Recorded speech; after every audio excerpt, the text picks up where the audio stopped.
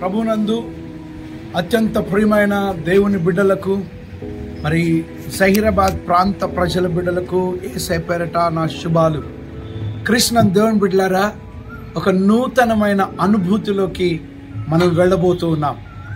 అదేంటో తెలుసా? మొట్టమొదటిసారి 10 రోజుల పెంతకోస్తు ఉపవాస ప్రార్థన పండుగలు.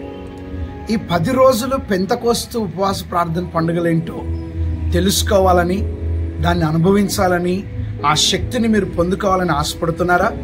అయితే మాతో పాటు కలిసి రేపటి నుంచి ఇదిగో 21 తారీఖు నుండి ఈ నెల 30 వరకు దేవుని ప్రసన్నత మన మధ్యలో సంచరించబోతుంది.